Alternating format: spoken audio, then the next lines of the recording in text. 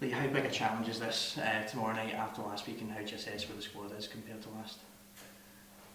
As far as challenges go, I don't think there's anything bigger. We've given ourselves a bit of a mountain to climb. But having had time to reflect on the performance and the result, I think we're aware it's going to be difficult, but it's certainly not impossible. The lads have trained brilliantly all week. It's been really, really positive. And as even some most recent results have gone down south in playoff games, it's been proven that never say never, and that's the attitude we've got to go. There's no point in us turning up if we feel it's over and done with. We'll be turning up full of confidence, full of belief that we can go out and cause a big upturn. Excellent. And Chris Bullen came out and said that they're going to be, going for it from on the front foot straight away, trying to capitalise on last week as well. How does that play into things? I think when you're 3-0 up, it gives you the opportunity to do that. I'm sure they'll be out to get the first goal, maybe get a couple of goals, and almost in their minds kill the tie. We've got to be mindful of that. That is the case. If it was 1-0 or even 2-0, they might be a little bit more guarded. But at 3-0, it gives you a bit of cushion where you can go out and have a go. And rightly so, Chris will have his own way of dealing with things. But it's not, from our point of view, it's not about Partick Thistle, it's about ourselves, and we know there's areas that we can improve on from the game the other night, absolutely. But there's certainly no fear, and belief within the group is that we can do something special. Is it important to play the game and not the occasion? It's a great saying that. A lot of people say that, but ultimately this is an occasion and it is a game, so we've got to do both things. I think 90 minutes is a long time in a game of football, and as we've proven this year, we can score 4, we can score 5 in certain games, things like that. I think there's about 9 times we've scored 3 goals in a game, so we are capable of doing it, but we're also respectful of the opposition and what problems they could cause us if we leave ourselves wide open as well. How difficult is it to find that balance between letting the guys just go hell for leather and trying to just score and play attacking and making sure that it's tight at the other end, because as you say, one goal could become difficult? Yeah, I think it's important that we don't go gung-ho right from the very first whistle, because we do potentially leave ourselves exposed. As I said, 90 minutes is a long time. Listen, as the game drags on and you're having to maybe throw a little bit more caution to the wind, take a lot more chances, then fine. But for the first 5, 10, 15 minutes, no, I think it's a case of finding our feet in the game, bedding ourselves in, be solid, be compact. And then you never know, if you nick an early goal, then the whole atmosphere within the stadium changes. I think it was somebody was talking to me earlier on today, a couple of years ago, maybe 3 years ago, you guys might know better than me, that Ayr United had it in their hands for promotion from the league below up. Went away to Alloa and blew it.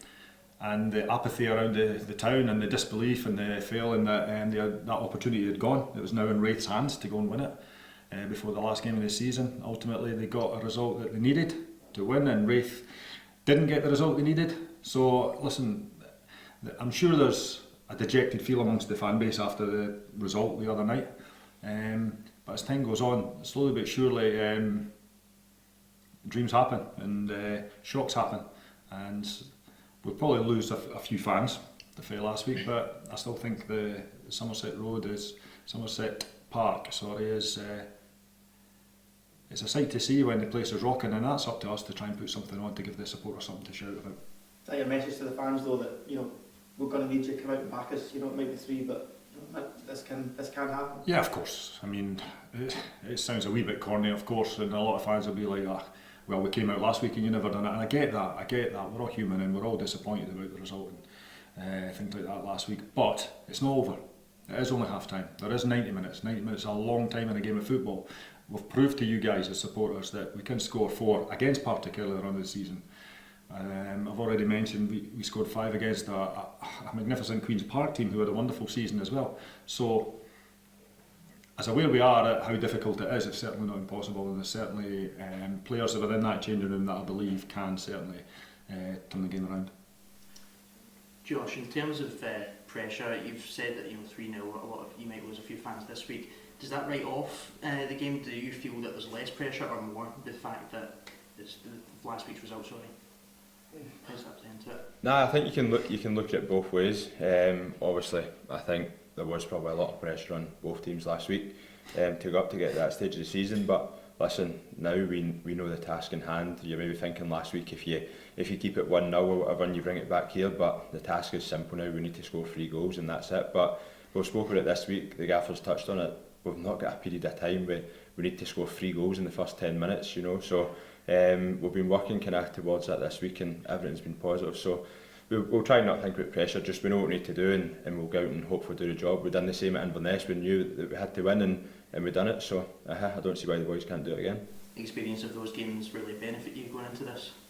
Definitely, because I think the Inverness game was massive, obviously the Rafe one as well, but when you go to the Rafe, you go into the last game of the season, like you say, it's kind of chopping and changing throughout, and obviously the gaffer's on the bench and he knows where the other results are at, so I think that's a high pressure environment, and I thought the boys dealt with it excellent, and you've seen the kind of reaction after it, so we're kind of hoping we can have that again. We're not wanting it to be the end quite yet.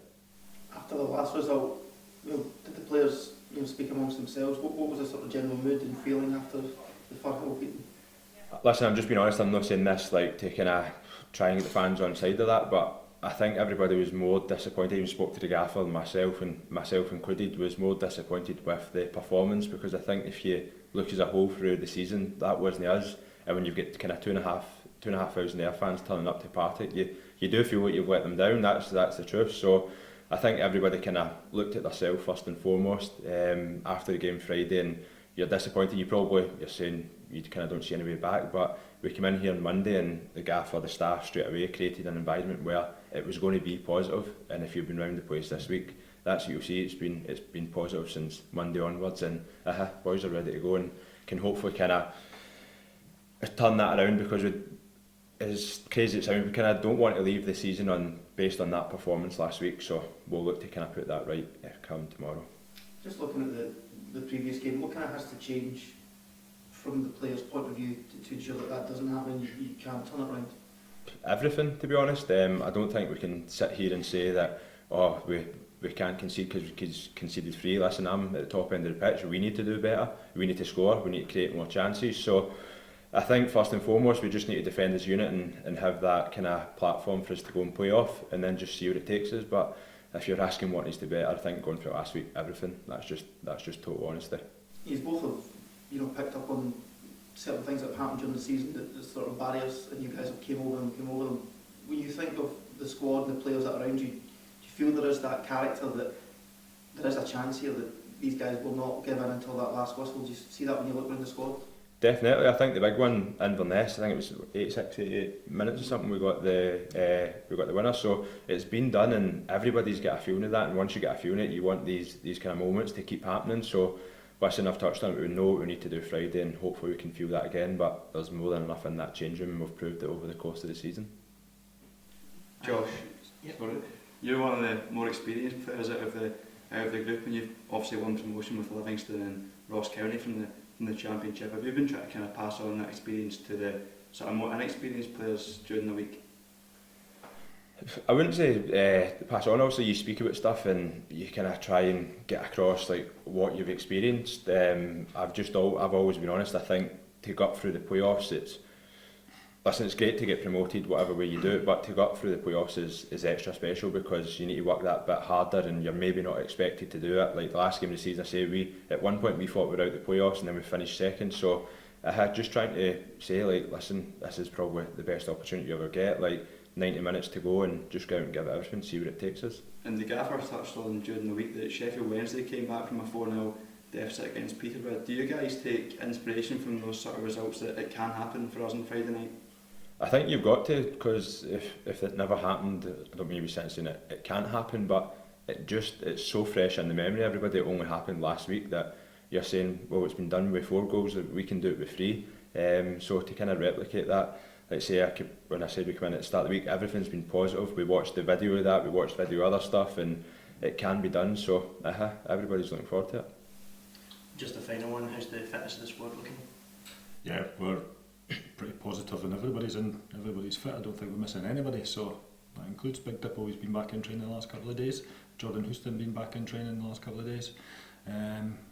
Everybody desperate to be involved, so difficult decisions for myself.